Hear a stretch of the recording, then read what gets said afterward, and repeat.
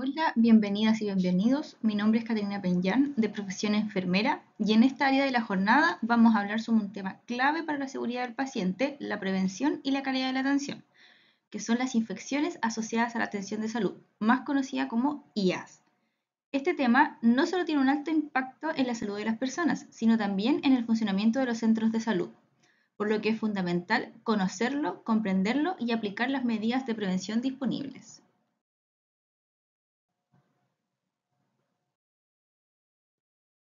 Y bueno, ¿qué son las IAS? Las IAS corresponden a todo proceso infeccioso que ocurre como consecuencia de la atención de salud y que no estaban presentes ni en la fase de incubación al momento de la atención o en el momento en que se produce la concurrencia del usuario al centro de salud. Es decir, se trata de infecciones adquiridas durante la atención, ya sea ambulatorias o hospitalarias, producto de procedimientos, contacto con superficies contaminadas o fallas en las medidas de prevención.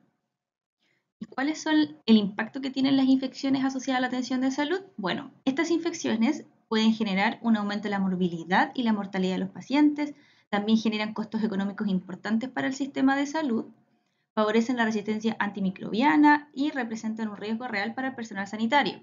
Y también pueden derivar en consecuencias médico-legales. Esto quiere decir que afecta directamente a la calidad de la atención que entregamos a nuestros pacientes. Y en el contexto de la atención primaria, las IAS representan un desafío creciente. Aunque muchas veces se asocian más a los hospitales, la atención primaria tiene un rol clave en promoción, prevención y continuidad de los cuidados. Y en este contexto, la prevención de IAS cobra gran importancia, ya que somos la puerta de entrada del usuario al sistema de salud. Con respecto a los factores de riesgo para las IAS, existen diversos factores que favorecen la aparición de las infecciones asociadas a la atención de salud, especialmente en el contexto de atención primaria. Entre los más relevantes encontramos el bajo cumplimiento de la higiene de manos por parte del equipo de salud, la atención en pacientes inmunocomprometidos y la realización de procedimientos invasivos, aunque sean simples. Además, es importante entender que estos factores se agrupan dentro de lo que llamamos la tríada epidemiológica, que nos ayuda a comprender cómo se desarrollan las infecciones. Esta tríada está compuesta por tres elementos: los factores del huésped, del agente y los factores del ambiente. Dentro de los factores del huésped tenemos la edad, las enfermedades crónicas o el estado inmunológico, los cuales son factores que en general no podemos modificar. Luego están los factores del agente, el cual sería la virulencia, la resistencia o el tipo de microorganismo, el cual tampoco es modificable. Y por último, los factores del ambiente, los que se relacionan con las prácticas clínicas, las condiciones del entorno y la organización del trabajo. Estas sí son altamente modificables y por lo tanto son donde debemos enfocar nuestras estrategias preventivas. Un punto importante que debemos comprender es la cadena de transmisión. La cadena de transmisión es el proceso por el cual una infección se transmite de una persona a otra. Esta cadena está compuesta por 6 eslabones que se conectan entre sí. Tenemos el agente infeccioso, el reservorio, que es el lugar donde vive el germen, el cual puede ser inanimado o animado. Después está la puerta de salida, que indica cómo sale del cuerpo. También está el modo de transmisión, es decir, cómo se propaga. Después tenemos la puerta de entrada, que es cómo entra el organismo. Y también tenemos que tener un huésped susceptible, que es quien se puede enfermar, ¿ya? A quien le llega esta transmisión de un germen. Es fundamental que el personal de salud conozca esta cadena, porque entender cómo se transmite una infección nos permite identificar en qué parte del proceso podemos intervenir para prevenirla. Si logramos interrumpir solo uno de sus eslabones, por ejemplo, mediante una correcta higiene de manos, el uso adecuado de PP o la desinfección de superficies, evitamos que el microorganismo llegue a otro paciente o a nosotros mismos. Y esta comprensión es la base de todas las medidas de prevención y de control de ellas. Bueno, y después de haber explicado qué son las IAS, cuáles son los factores de riesgo y cómo se transmiten, la pregunta más importante que debemos hacernos ahora es cómo prevenimos las IAS. Y la respuesta clave es a través de la aplicación sistemática y constante de las precauciones estándares. ¿Y qué son las precauciones estándares? Bueno, el MISAN las define como acciones básicas para la prevención y el control de las IAS, que se deben aplicar en todas las atenciones de los pacientes sin importar su estado infeccioso, ya sea sospecha o confirmado, ni el entorno en donde se provea esta atención médica. Están diseñadas para reducir el riesgo de transmisión de los microorganismos, apoyando una atención segura tanto como para el usuario como para el equipo de salud, es decir, interrumpir la cadena de transmisión explicada anteriormente. Son la base de toda estrategia de prevención de IAS. Si no aplicamos esta medida de forma correcta y permanente, se rompe la seguridad del entorno clínico. En resumen, las precauciones estándares son el conjunto de medidas básicas que deben aplicarse siempre a todos los pacientes y en todas las atenciones. ¿Y qué componen las precauciones estándares? Las precauciones estándares incluyen la higiene de manos, el uso de elementos de protección personal, el manejo de material cortopunzante, la limpieza y desinfección de superficies, la higiene respiratoria y el manejo de residuos hospitalarios o REAS. Vamos a comenzar a hablar sobre la higiene de manos. La higiene de manos es el componente principal de las precauciones estándar y uno de los métodos más efectivos para prevenir la transmisión de los agentes patógenos asociados a la atención de salud. Puede ser realizada con agua con jabón o con soluciones con alcohol. La higiene de manos es la medida más simple, sencilla, eficaz y económica para prevenir las infecciones asociadas a la atención de salud. Y su objetivo es reducir la carga microbiana por medio del arrastre mecánico del agua y el jabón o mediante la acción bactericida de las soluciones alcohólicas. Ahora partamos con la primera técnica, la higiene de manos con agua y con jabón. Esta es la forma más clásica del lavado de manos y se utiliza cuando las manos están visiblemente sucias o contaminadas con materia orgánica. Y antes de explicar el paso a paso, quiero recalcar algunas consideraciones importantes que deben cumplirse siempre. Las uñas deben estar cortas, limpias y sin esmaltes. Ya no se permite el uso de uñas postizas ni esmaltes, ya que estos pueden alojar microorganismos. Y no debemos usar anillos, relojes ni pulseras. Estos objetos dificultan una correcta higiene y pueden ser focos de contaminación. La Organización Mundial de la Salud, la OMS, define un protocolo claro y estandarizado para el lavado de manos, con pasos específicos que aseguran la eliminación eficaz de microorganismos y la prevención de infecciones. Este procedimiento tiene un tiempo determinado que va de 40 a 60 segundos y cada paso tiene un propósito fundamental para lograr una correcta higiene. A continuación, vamos a revisar cada uno de estos pasos y el por qué son tan importantes. Primero, vamos a subir las mangas de la ropa hasta el codo. Este primer paso es clave porque favorece la técnica, evitando que la ropa interfiera y manteniendo las mangas limpias durante el lavado. Posterior a eso, vamos a mojar las manos primero y luego vamos a enjabonar las manos. Esto permite esparcir mejor el jabón y además reduce el riesgo de dermatitis al humedecer la piel antes de aplicar nuestro jabón. Luego vamos a enjabonar las manos con una cantidad suficiente. Ya es importante usar suficiente jabón para cubrir toda la superficie de las manos y garantizar un lavado eficaz. Si no se usa suficiente jabón, no se logra la emulsión adecuada para eliminar la suciedad y los microorganismos. Como cuarto paso, vamos a frotar las palmas de las manos entre sí hasta formar una espuma. Este paso genera la espuma, que es fundamental porque la emulsión de las grasas en la piel atrapa la suciedad y microorganismos, facilitando su eliminación. Luego vamos a frotar la palma de la mano derecha contra el dorso de la mano izquierda y viceversa. Esta técnica asegura que ambas superficies, tanto las palmas como los dorsos, queden bien limpias. Luego vamos a frotar las palmas de las manos entre sí con dedos entrelazados. Al entrelazar los dedos, se limpian los espacios interdigitales, que suelen acumular muchos microorganismos. Como séptimo paso, vamos a frotar el dorso de los dedos contra la palma de la mano opuesta. Este movimiento rotatorio remueve microorganismos en zonas menos accesibles, como el dorso de los dedos. Como octavo paso, vamos a frotar con movimientos de rotación el pulgar izquierdo y viceversa, ya que el pulgar es una zona que a menudo se olvida. Por eso se debe limpiar con movimientos circulares para asegurar su higiene. Luego vamos a frotar la punta de los dedos de la mano derecha contra la palma izquierda y viceversa. La punta de los dedos son una zona crítica, ya que están en contacto directo con superficies y objetos, por lo que debe limpiarse cuidadosamente. Luego de esto vamos a enjuagar las manos y las muñecas bajo el chorro de llave, el cual va a ser desde la punta de los dedos hacia las muñecas sin regresar. Enjuagar en esta dirección ayuda a eliminar los microorganismos por arrastre, evitando que vuelvan a las manos. Luego de eso vamos a cerrar las manos con una toalla de papel. Secar bien las manos es vital, ya que la humedad favorece el desarrollo y la transferencia de microorganismos.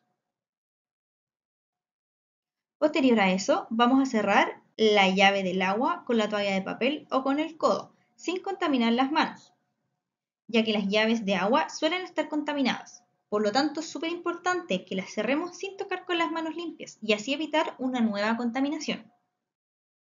Y por último, vamos a desechar la toalla en un receptáculo de desechos domiciliarios.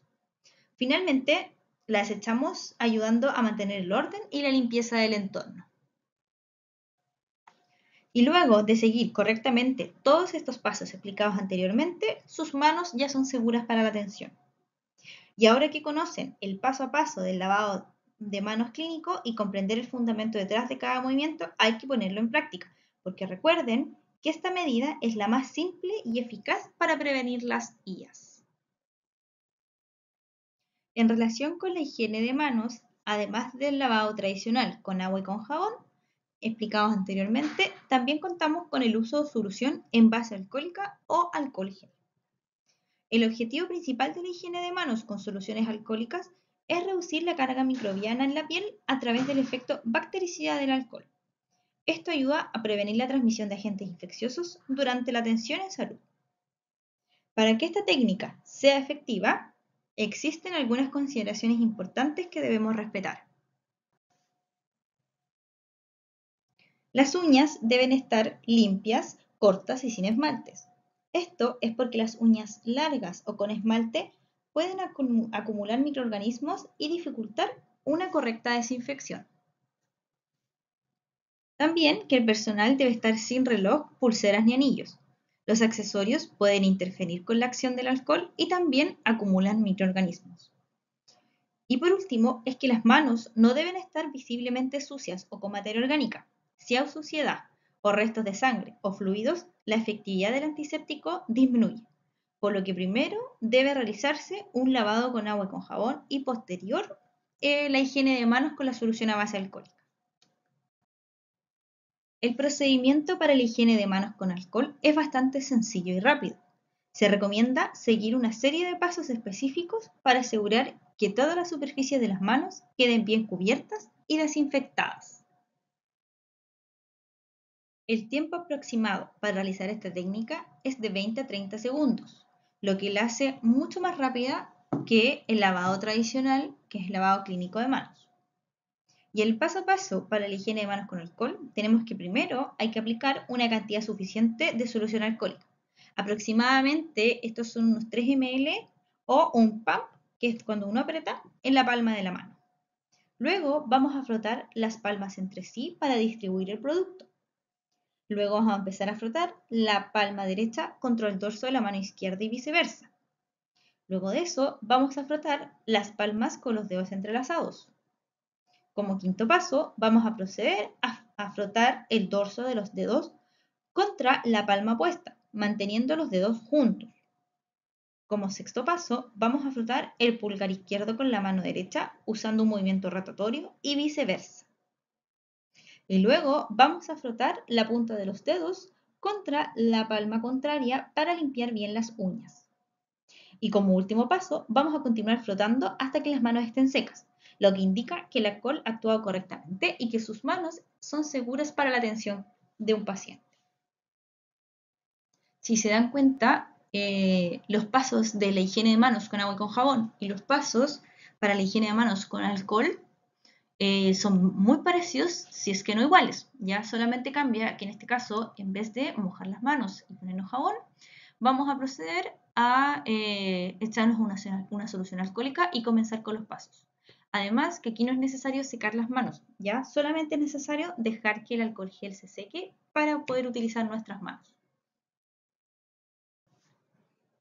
Y con respecto a cuándo lavarnos las manos o realizar la higiene de manos, la OMS recomienda 5 momentos para realizarse la higiene de manos, las cuales son antes de tocar al paciente, antes de realizar una tarea limpia o aséptica, después del riesgo a exposición a líquidos corporales, después de tocar al paciente, después del contacto con el entorno del paciente. Y además de estos 5 momentos, el MinSal agrega una sexta, la cual es después de retirarse el equipo de protección personal, el cual vamos a ver más adelante. Bueno, ¿y cuándo vamos a escoger solución alcohólica o agua y jabón para higienizarnos las manos? Bueno, Para elegir entre el uso de solución alcohólica o el lavado con agua y con jabón, es importante considerar algunas recomendaciones claves que nos da tanto la OMS como el Ministerio de Salud. La solución a base de alcohol es el método principal cuando las manos no están visiblemente sucias, ya que su efecto bactericida es altamente efectivo contra los principales patógenos de relevancia epidemiológica. Además, la OMS propone la base alcohólica como método principal, ya que esta técnica presenta varias ventajas frente al lavado tradicional con agua y con jabón. Este requiere menos tiempo, facilitando su uso frecuente durante la tensión. Es menos irritativa para la piel, gracias a los emolientes que contienen las soluciones alcohólicas. Y además facilita realizar la higiene de manos junto con el paciente, promoviendo una práctica visible y segura. Por otro lado, cuando las manos están visiblemente sucias o contaminadas con materia orgánica, el alcohol pierde la efectividad. Por lo tanto, en estos casos se debe realizar siempre un lavado con agua y con jabón para eliminar la suciedad antes de aplicar cualquier antiséptico, que en este caso sería el alcohol gel o la solución alcohólica. Como segunda precaución estándar está el uso de elementos de protección personal o EPP. Estos son elementos de barrera diseñados para proteger al personal de salud del contacto directo con agentes infecciosos, lo que reduce el riesgo de adquirir microorganismos durante la atención. El objetivo principal del EPP es prevenir la contaminación y las infecciones en el personal de salud, protegiendo al personal que los utiliza. Y el uso correcto de estos elementos se ha asociado directamente con la reducción de las infecciones asociadas a la atención de salud. Entonces, con esto nos queda claro que los EPP son netamente para proteger al personal de salud. Por lo tanto, nos protegen a nosotros mismos al realizar alguna tarea. Bueno, ¿y cómo escoger el EPP? La elección del EPP adecuado va a depender del tipo de interacción que tengamos con el paciente y del riesgo potencial de exposición a sangres, fluidos corporales u otros agentes infecciosos.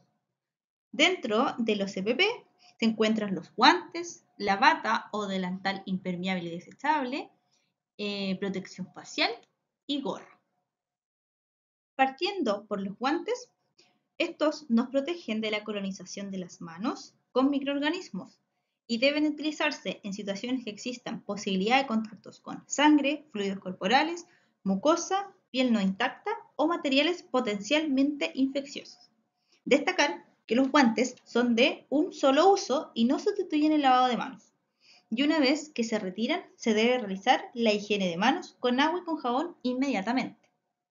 Luego tenemos la bata delantal, el cual protege la ropa y piel del personal de salud y deben utilizarse en situaciones que exista posibilidad de contacto con sangre y fluidos corporales, y también son de un uso. Y por último, tenemos el protector facial, el cual tiene como función proteger la mucosa bucal y nasal frente a salpicaduras de fluidos corporales y además previene la inhalación de agentes microbiológicos que provienen de la vía aérea. Existen dos tipos de protección facial. Tenemos la antiparra o escudo facial, el cual va a proteger específicamente la mucosa ocular.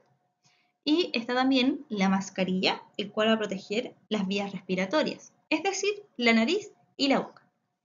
Es importante recalcar que ambos elementos son complementarios y no se van a reemplazar entre sí. Además, también es importante destacar que las gafas ópticas o los anteojos personales no van a sustituir en ningún caso la protección ocular, ya que no ofrecen un cierre hermético ni la cobertura necesaria frente a salpicaduras. Para asegurar un correcto uso de los elementos de protección personal, es fundamental realizar un retiro adecuado, evitando en todo momento el contacto con la cara externa de los elementos, ya que se consideran contaminados. Por lo tanto, vamos a explicar cómo nos vamos a poner el EPP y cómo vamos a retirar nuestro EPP, definidos por el MinSal. Como primer paso, vamos a seleccionar el EPP a utilizar, identificando dónde se va a colocar el EPP. Vamos también a identificar si existe alguien que nos pueda o no ayudar en la colocación. Y por último vamos a identificar dónde vamos a eliminar nuestro PP. Luego de eso vamos a proceder a colocarnos la bata o el delantal impermeable. Como tercer paso nos vamos a colocar la mascarilla. Como cuarto paso vamos a colocar la media de protección facial, ya sea el escudo facial o la antiparra. Y por último nos vamos a colocar los guantes. Luego de realizar las intervenciones necesarias, vamos a proceder a retirarnos nuestro EPP. Como punto importante para el retiro de EPP,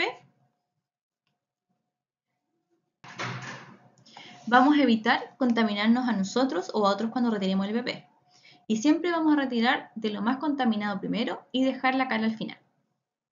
Vamos a proceder a retirar entonces los guantes y la bata delantal impermeable al mismo tiempo y los vamos a eliminar. Posterior al retiro de la bata y los guantes, vamos a realizar la higiene de manos. Esta higiene de manos vamos a recordar que tiene que ser realizada con agua y con jabón porque nos retiramos los guantes, ¿ya? Y como tercer paso vamos a retirar la antiparra o escudo facial desde las tiras o la parte posterior sin tocar la cara. Vamos a eliminarlos en un lugar seguro previamente identificado o los vamos a colocar en un lugar seguro para volver a reprocesarlos. Como cuarto paso, vamos a retirar la mascarilla desde la parte posterior. Nunca debemos tocar la parte anterior de la mascarilla. Y como quinto paso, vamos a realizar el higiene de manos, el cual puede ser con solución alcohólica. Uno de los puntos más importantes es que la higiene de manos debe ser siempre el último paso tras retirar y desechar el EPP. Esto permite eliminar cualquier posible microorganismo adquirido durante el proceso. En particular, después del retiro de los guantes, se recomienda realizar la higiene de manos con agua y con jabón, ya que puede haber microperforaciones o contaminación durante su retiro, que es lo que les explicaba anteriormente. Otra de las precauciones estándar fundamentales es la prevención de accidentes cortopunzantes. Este tipo de accidentes están directamente asociados a la transmisión de infecciones, especialmente de enfermedades como la hepatitis B, la hepatitis C y el VIH. Por eso es importante prevenirlas. Y para reducir estos riesgos existen medidas específicas que todo el personal debe cumplir. Nunca debemos apuntar un objeto cortopunzante hacia el cuerpo del operador, ayudante u otra persona. No se debe recapsular las agujas. Esta práctica está completamente contraindicada por el alto riesgo de pinchazo accidental. Las agujas y otros elementos cortopunzantes deben eliminarse de inmediato luego de su uso, depositando solo la aguja, sin jeringa ni otro residuo. Y el recipiente destinado a este tipo de desechos debe ser impermeable y resistente a las punciones para evitar filtraciones o accidentes. Además, las cajas cortopunzantes deben ubicarse en el área sucia, cerca del lugar de atención, para evitar los traslados innecesarios.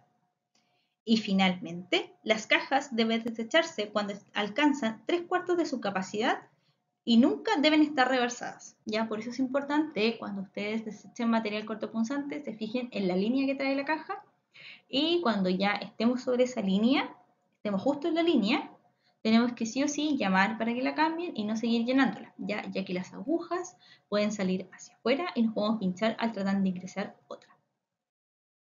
Ahora pasamos a una medida fundamental dentro de las precauciones estándares, que es la limpieza y desinfección de superficies o del entorno clínico.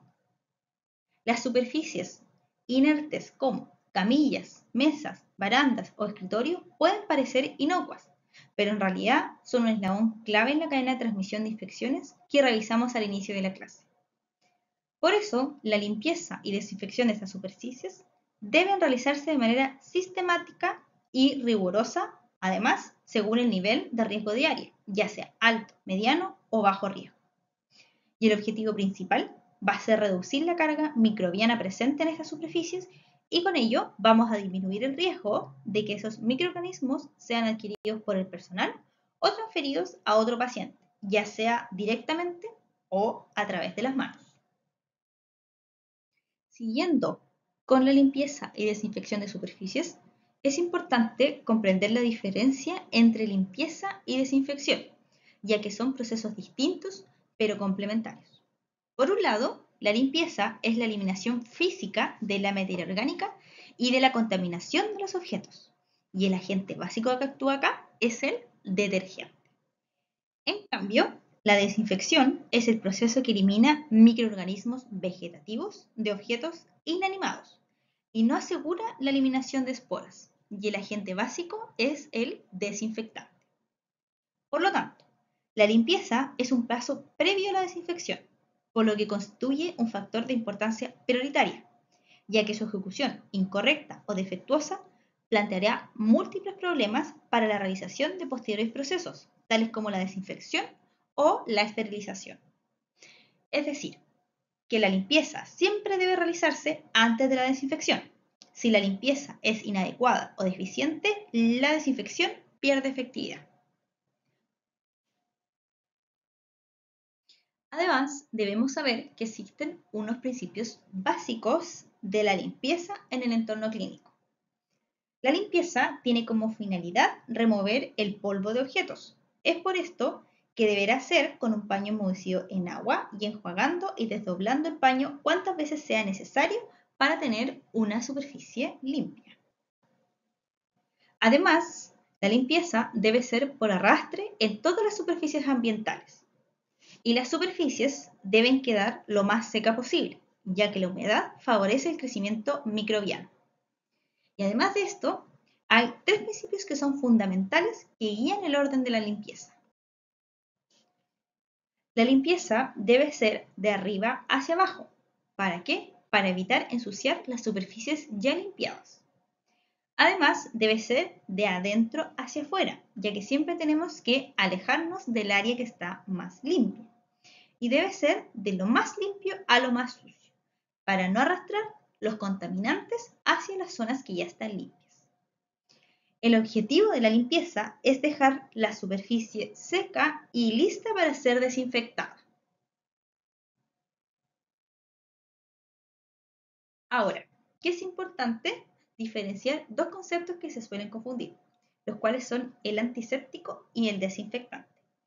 Un antiséptico es una sustancia química que se aplica sobre un tejido vivo, ya sea piel intacta, mucosas, heridas, etc., con la finalidad de destruir o inhibir el crecimiento de microorganismos patógenos que pudieran causar alguna infección.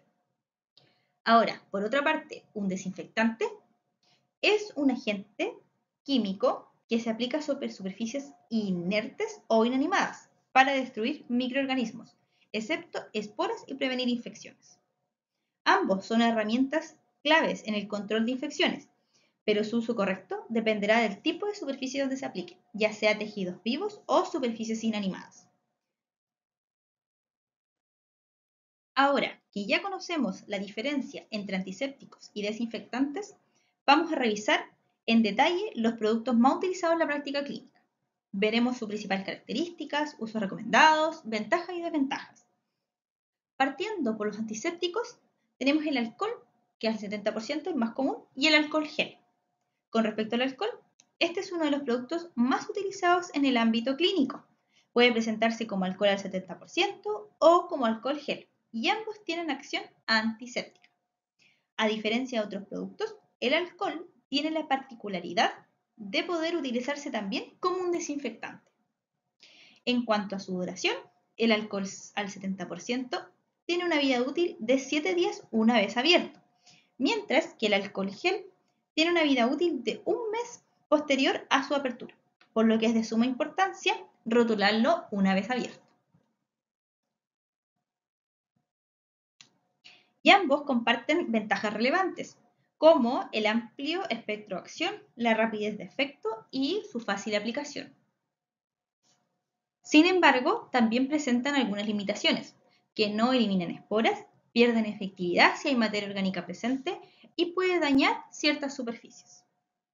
Por lo tanto, su uso debe ser cuidadoso y siempre según el contexto clínico y las indicaciones de sus protocolos institucionales.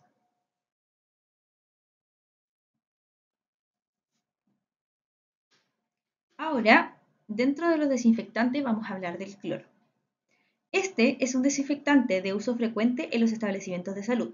Tienen un amplio espectro de acción, pero es importante tener en cuenta que se inactiva en presencia de materia orgánica, Por eso es importante que previo a la desinfección con cloro se realice una correcta limpieza, que es lo que veíamos anteriormente, ya que la limpieza va a ayudar a sacar esta materia orgánica para que cuando apliquemos el desinfectante como el cloro, este pueda actuar de mejor manera y cumplir su propósito, que va a ser desinfectar. La duración del cloro, una vez diluido, es solo de 12 horas. Por eso se debe preparar diariamente y rotularse correctamente con la fecha y hora de preparación, al igual que el alcohol. Además, el cloro es un producto altamente irritativo, por lo tanto, siempre se deben utilizar guantes al manipularlo para evitar los daños en la piel. Y existen dos concentraciones principales de uso, el cual va a depender del área y del tipo de limpieza que vamos a realizar. Importante destacar que este tipo de dilución se va a realizar cuando el cloro viene en una concentración al 5%. Como primera dilución tenemos el cloro al 0,1%, el cual se va a utilizar para la desinfección de superficies en áreas no críticas, como los pasillos, salas de esperas o áreas administrativas. Este se va a utilizar en aseo concurrente. Y como se prepara con 980 cc de agua más 20 cc de cloro. Luego tenemos la concentración del cloro al 0,5%. Ya esta dilución se va a utilizar para áreas críticas o contaminadas, como los baños, superficies en contacto con fluidos corporales o la sala de regas. Esta se va a aplicar en el aseo terminal. ¿Y cómo se va a preparar? Se va a diluir 900 cc de agua más 100 cc de cloro. Ahora revisaremos las principales ventajas y desventajas del cloro como desinfectante. El cloro tiene varias ventajas, como que es de amplio espectro, tiene acción rápida, no deja residuos tóxicos y además es barato. Pero también tiene desventajas importantes, que altera la efectividad en presencia de materia orgánica, en concentraciones mayores o iguales al 5%, puede causar irritabilidad en los ojos, vía aérea y lesiones gástricas. Además que si se combina con amonios puede liberar gases tóxicos y además en concentraciones mayor o igual al 0,5% puede tener un efecto corrosivo sobre metal y decolorar textiles en esas concentraciones. Otro desinfectante es el amonio cuaternario, el cual el modo de dilución va a ser según el fabricante y una vez preparado tiene 24 horas diluido. Entre sus ventajas, destacar que igual es útil para limpiar y además tiene buena compatibilidad con diferentes superficies, las cuales no tenía ni el cloro ni el alcohol. Sin embargo, también presenta algunas desventajas, de que tiene baja eficacia contra esporas, tiene un espectro de acción más limitado y su efectividad va a disminuir en presencia de materia orgánica o además si se aplica con paños de algodón. Por eso tenemos que hacerlo con las toallas de papel. Para resumir, aquí tenemos los principales antisépticos y desinfectantes que usamos comúnmente, con sus procedimientos y su vida útil una vez abiertos o diluidos. Primero tenemos el alcohol gel, el cual se utiliza para la higiene en seco de manos y tiene una vida útil de 30 días después de su apertura. Luego, el alcohol al 70%, que se usa para la asepsia tanto de la piel como en las superficies y debe usarse dentro de los 7 días posteriores a su apertura. En cuanto a desinfectantes para superficies, está el amonio cuaternario, el cuyo uso debe seguir la dilución indicada por el fabricante y tiene una duración de 24 horas una vez diluido. Y finalmente, el cloro, que también es para desinfección de superficies, pero su solución diluida dura aproximadamente 12 horas, por lo que debe prepararse diariamente. Conocer estas características es fundamental para asegurar la efectividad de los procesos de higiene y desinfección de nuestro entorno clínico. Así, con esto, ustedes ya saben qué antiséptico o desinfectante van a utilizar, para qué tipo de superficie y cuánto les va a durar una vez abierto o diluido. Además de los antisépticos y desinfectantes que hemos realizado, es importante recordar que la higiene respiratoria también forma parte fundamental de las precauciones estándares. La higiene respiratoria busca reducir la transmisión de agentes infecciosos a través de las vías respiratorias, especialmente en personas que presenten síntomas como tos o estornudos. Por lo tanto, toda persona que presente síntomas respiratorios debe seguir las siguientes precauciones. Primero, siempre cubrirse la nariz y la boca al toser o estornudar con un pañuelo desechable. y luego desecharlo de inmediato para evitar la dispersión de las partículas. Si no se dispone de pañuelo, se recomienda toser o estornudar en el pliegue del codo, lo que ayuda a minimizar la dispersión de gotitas. Además, es importante que las personas con síntomas respiratorios utilicen mascarilla. Finalmente, no debemos olvidar realizar higiene de manos después de manipular pañuelos desechables para eliminar cualquier microorganismo que pudiera haber quedado en las manos. Bueno, y como última precaución estándar se encuentra la eliminación de residuos. No vamos a profundizar en este tema hoy día, ya que va a haber una presentación específica donde se va a abordar con más detalle. En conclusión, la prevención de infecciones asociadas a la atención de salud, o IAS, en atención primaria es una responsabilidad que está compartida por todo el equipo. La aplicación constante y rigurosa de las precauciones estándares, con especial énfasis en la higiene de manos, la limpieza y desinfección de superficies y el uso adecuado de antisépticos y desinfectantes, es fundamental para garantizar una atención segura para nuestros pacientes y para nosotros mismos. Muchas gracias por su atención. Y esta es nuestra referencia bibliográfica, la cual está basada en los protocolos circulares y normas del Ministerio de Salud de Chile. Gracias.